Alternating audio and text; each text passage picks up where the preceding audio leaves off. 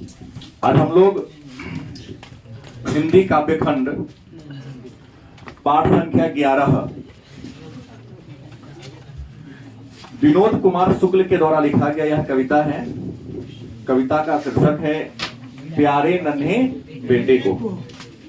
प्यारे नन्हे बेटे को, हिंदी दिगंत भाग 2 पाठ संख्या 11। इस कविता को विनोद कुमार शुक्ल की कविता संग्रह पुस्तक है जिसका नाम है वह आदमी नया गरम कोट पहनकर चला गया विचार की तरह। पुस्तक है, उसी पुस्तक से प्यारे नन्हे बेटे को शीर्षक कविता को लिया गया है। तो यहां 3 प्रश्न आपको ध्यान रखना है। पहला कि प्यारे नन्हे बेटे को शीर्षक कविता किसने लिखा? आपका उत्तर होगा विनोद कुमार शुक्ल। पुनः दूसरा प्रश्न आपके सामने यह आएगा कि प्यारे नन्हे बेटे को शीर्षक कविता को किस कविता संग्रह से या किस पुस्तक से ली गई है? तो आपका उत्तर होगा वह आदमी नया गरम कोट पहनकर चला गया विचार की तरह। वह आदमी नया गरम कोट पहनकर चला गया विचार की तरह। कविता बड़ा है, इसमें सिखाने और बुझाने की चर्चा की गई है। एक पिता एक माता अपने बच्चे को कैसे आसपास की वस्तुओं के बारे में समझ देते हैं, सीख देते हैं, समझाते हैं, बताते हैं, उसी के बारे में इस कविता के माध्यम से कवि विनोद कुमार शुक्ल ने बताने की कोशिश किया है कि एक बच्चा को समझाने में, आसपास की वस्तु को के बारे में जानकारी दिलाने में माता पिता की कैसी भूमिका होती है, कैसे बच्चों में माता पिता सूझ विकसित करते हैं, इसी बात का जिक्र विनोद कुमार शुक्ल ने इस कविता में किया। तो सबसे पहले हम विनोद कुमार शुक्ल के जीवन चरित्र के बारे में जानेंगे कि विनोद कुमार शुक्ल जिनका जन्म 1937 ईस्वी में छत्तीसगढ़ के राजनांद गांव में हुआ था। विनोद कुमार शुक्ल जिनका जन्म 1937 में छत्तीसगढ़ के राजनांद गांव में हुआ था और इनकी मृत्यु इस साल ही हुई है 2023 में, 3 महीना पहले जुलाई 2023 में इनकी क्या हो गई है? मृत्यु हो गई है। और ये मूल रूप से निवास करते थे छत्तीसगढ़ के रायपुर में। छत्तीसगढ़ के राजनाथपुर गांव में इनका जन्म हुआ था, लेकिन रहते कहां थे? छत्तीसगढ़ के रायपुर में रहते थे। शिक्षा पूरी करने के बाद इन्होंने विशेष क्या किया था? तो इंदिरा गांधी कृषि विश्वविद्यालय में एसोसिएट प्रोफेसर, इंदिरा गांधी कृषि विश्वविद्यालय में इन्होंने एसोसिएट प्रोफेसर के तौर पर क्या किया था? काम किया था। साहित्य के क्षेत्र में इन्हें कई प्रकार के सम्मान मिले थे और विनोद कुमार शुक्ल को रघुवीर सहाय स्मृति सम्मान, दयावती मोदी पुरस्कार, कवि शेखर सम्मान, साहित्य अकादमी पुरस्कार मिला। अन्य बातों को छोड़ देना है, याद रखना है कि विनोद कुमार शुक्ल को साहित्य अकादमी पुरस्कार कब मिला? तो आपका उत्तर होगा विनोद कुमार शुक्ल को साहित्य अकादमी पुरस्कार 1919 में मिला। गलती लिखा गया, 1999 होना चाहिए, 1999। मार्कर कहां गया?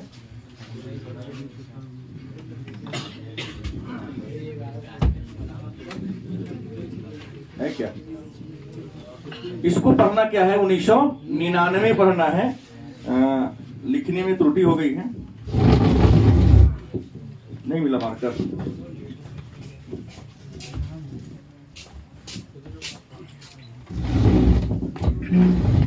तो याद कर ले, चुहा भी कहीं ले। अच्छा, यहाँ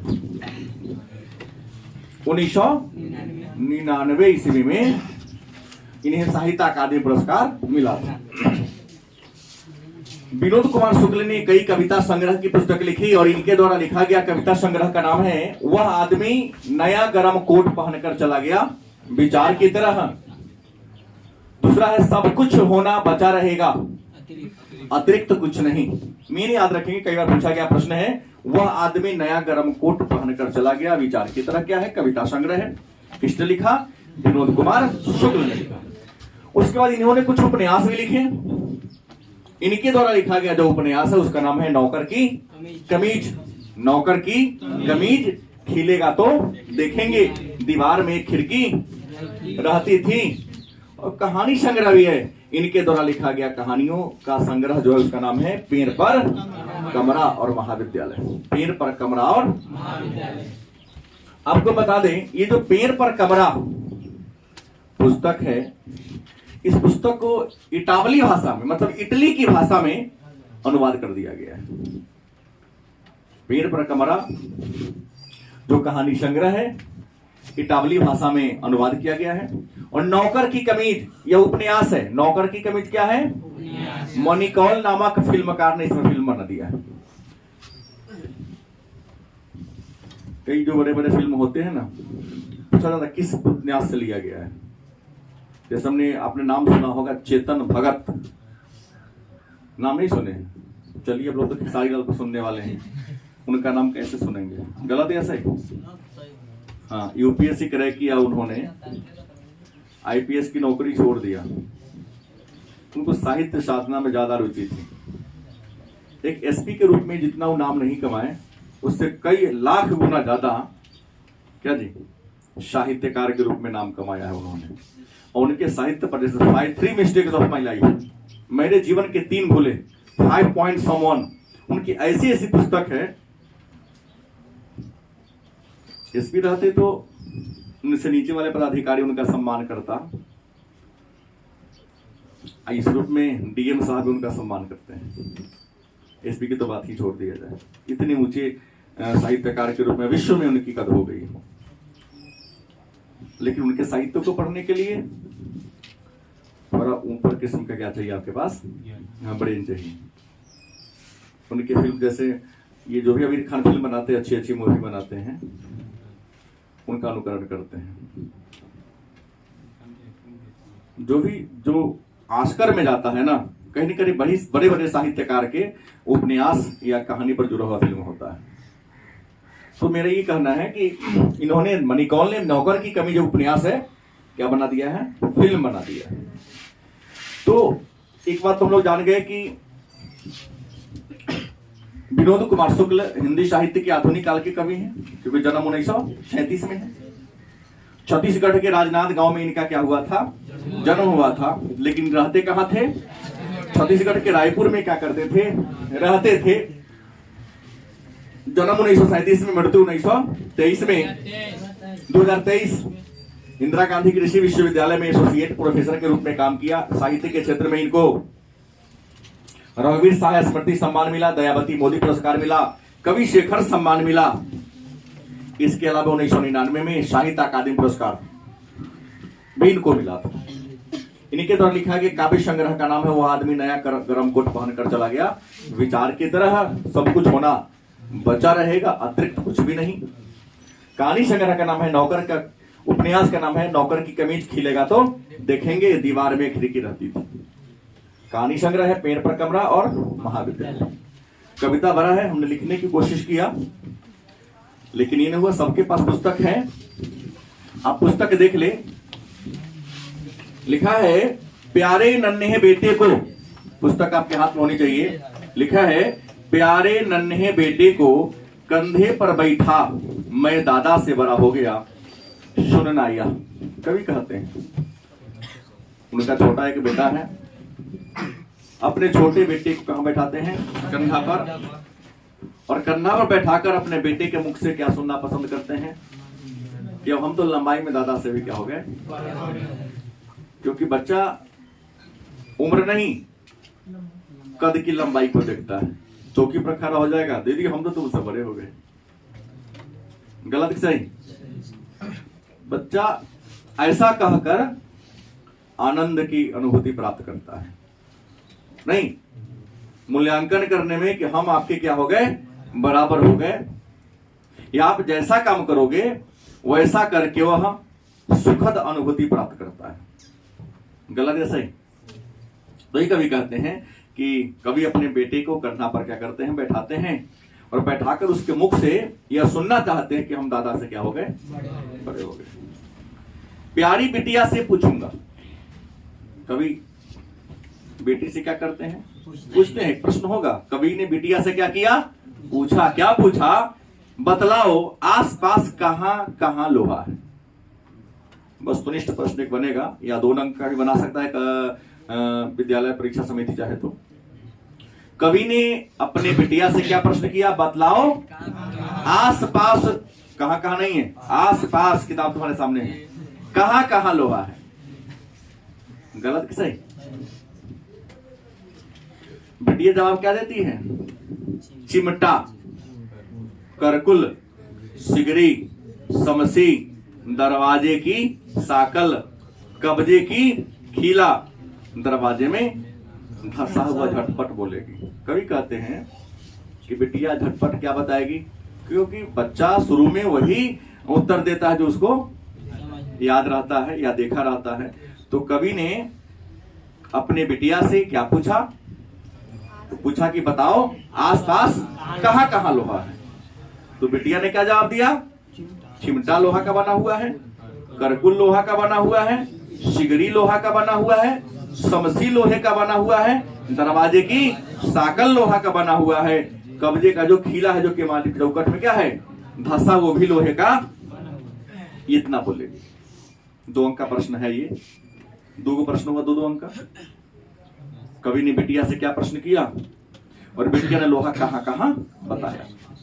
नेक्स्ट लाइन है, रुककर फिर वह याद करेगी, क्योंकि बच्चा कुछ जिज्ञासा होती है यह बताने की और मैं कितना ज्यादा वह कर सकूं, ताकि लोग मुझे क्या दे सके, शाबाशी दे सके। आप काम करते हो या मैं काम करता हूं या दुनिया का कोई इंसान काम करता है, तो बहुत कम ऐसे लोग हैं जो पैसा ही सब कुछ समझते हैं। बहुत ऐसे लोग हैं, बहुत क्या, आधा से अधिक लोग हैं जो सम्मान के लिए काम करते हैं। ऐसा करेंगे तो हमें क्या मिलेगी, ख्याति मिलेगी, सम्मान मिलेगा, हमारे नाम पर क्या बजेगा, ताली बजेगा, वो अलग बात है। इसमें राकेश किसका नाम है, रंजन किसका नाम है, सॉरी रंजन,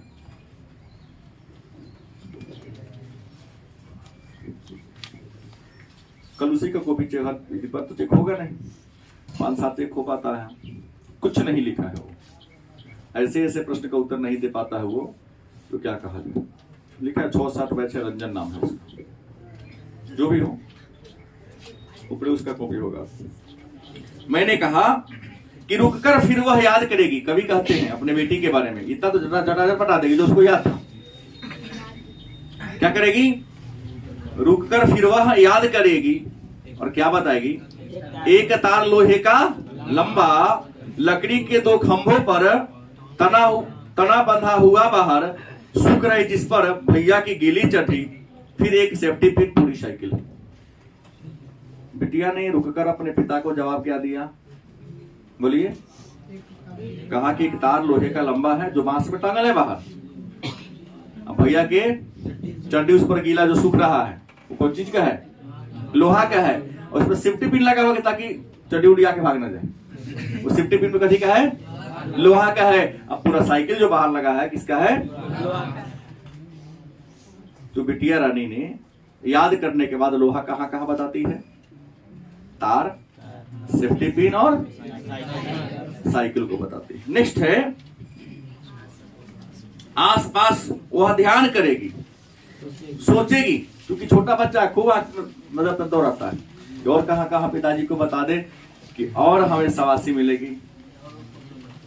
गलत है सही, आसपास वह ध्यान करेगी और फिर सोचेगी। दुबली पतली पर हरकत में तेज है, दुबली पतली बहुत तेज है, तुरंत यहां से वहां से यहां, क्यों हरकत करती है, भाग दौड़ करती है, कभी छत पर जाती है, कभी नीचे आती है, कभी घर में घुसती है, कभी दरवाजे पर जाती है। क्यों ऐसा हरकत करती है, ताकि जान जाए और कहां कहां हमारे घर में या हमारे आसपास लोहा है।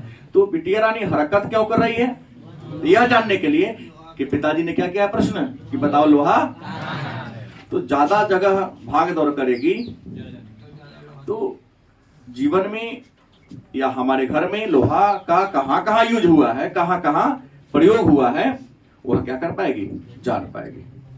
इसमें हरकत करेगी। हरकत करने का उद्देश्य क्या है कि लोहा के बारे में, लोहा के उपयोग के बारे में ज्यादा से ज्यादा जानकारी हासिल करना, जानकारी प्राप्त करना। मैं याद दिलाऊंगा, पिता कहते हैं, पिता याद दिलाते हैं। याद रखिए, तीसरा प्रकार का प्रश्न हो गया। मैं याद दिलाऊंगा जैसे सिखलाऊंगा बिटिया को। पहले तो पूछते हैं, वो प्रश्न हो गया। दूसरा में बेटी अपने सोचकर बताती है। अब तीसरा बार पिता कहते मैं याद क्या करूंगा, दिलाऊंगा, जैसे सिखलाऊंगा बिटिया को। हम भी बताएंगे ना, देखो लड़की है, महिला है, घर के अंदर है, तो घरे वाला चीज जानेगी। कृषि कार्य महिलाओं का धंधा थोड़ी ना है क्या? नहीं है। तो फिर महिला कैसे जानेगी कोदारी बनल है, खसुआ खुरपी लोहे का बनल है? क्योंकि उसे तो उसको परिचय है नहीं, तो माँ के साथ रहती है। कवि कहते हैं कि मैं याद दिलाऊंगा, जैसे सिखलाऊंगा बिटिया को। क्या सिखाएंगे? फावरा, कुदाली, टेंगिया, बसुला, खुरपी, पास खड़ी बैलगाड़ी के चक्के का पट्टा, बैलों के गले में कांसे की घंटी के अंदर लोहे की। कभी कहते हैं और कहां कहां लोहा है सो। कुदाली, फावरा। कुदाल दो प्रकार के होते हैं, जो पतला चदरा वाला होता है उसको फावरा का, जिसे मिट्टी उठाता है लोग, बालू जो काटता है उसको फावरा कहते हैं। और जो भारी वाला होता है जिससे हम खेत को कोड़ते हैं, जमीन को कोड़ते हैं, उसको हम कुदाल कहते हैं। तो कभी बताते हैं अपने बेटी को सिखलाते हैं कि लोहा कहाँ कहाँ है, तो फावरा, कुदाली, टेंगिया, बसुला, खुरपी और बैलगाड़ी।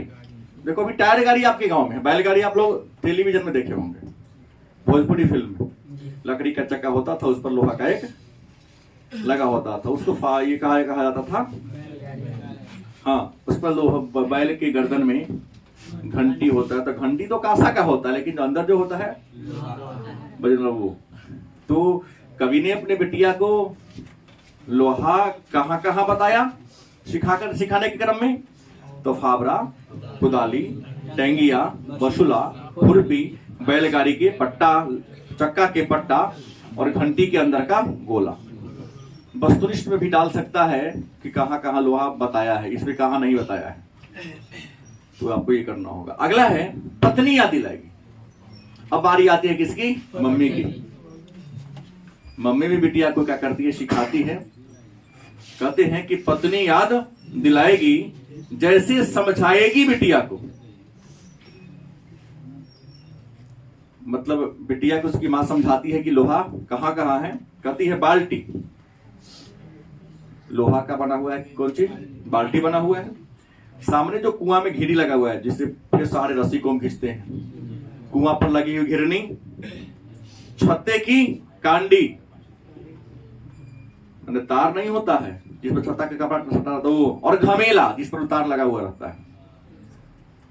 छत्ते की कांडी, घमेला, कुआं पर लगा हुआ घिरनी, बाल्टी, हंसिया, घास काटने वाला हंसिया, चाकू, भिलाई, बैला डीला। क्योंकि भिलाई मध्य प्रदेश का एक जगह है जो लोहा के लिए प्रसिद्ध है, और बैला डीला भी लोहा खार के लिए प्रसिद्ध है। तो पत्नी याद दिलाती है कहां कहां लोहा है, तो बाल्टी लोहा का बना हुआ है, कुआं पर घिरनी लगा लोहा का बना हुआ है, छाता का कौड़ी, छाता का घमेला, हंसुआ, चाकू, और भिलाई और बैला डीला में तो लोहा का जगह जगह खान ही है।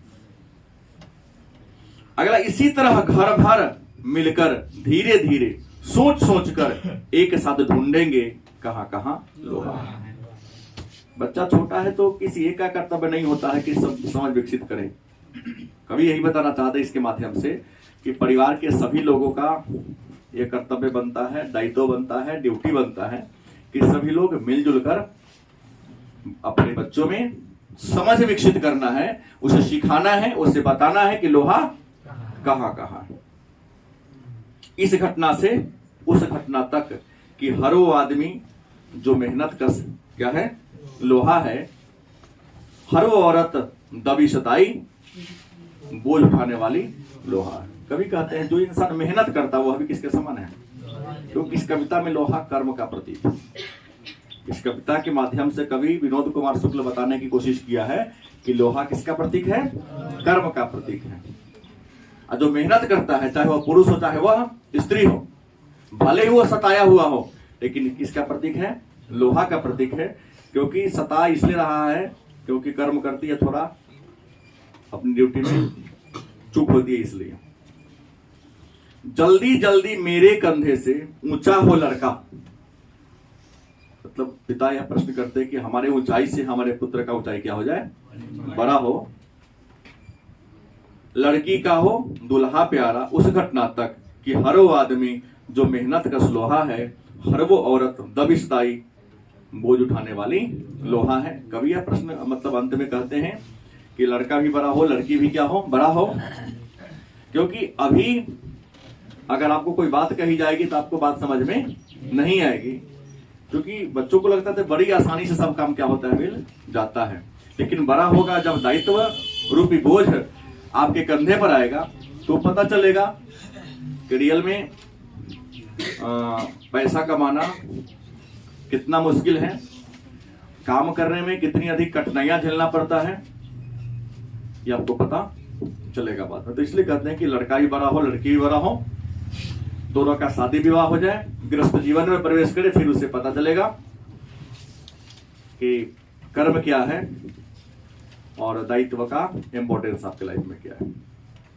तो ये रहा विनोद कुमार शुक्ल की रचना प्यारे नन्हे बेटे को। कोई दिक्कत है किसी को? नहीं।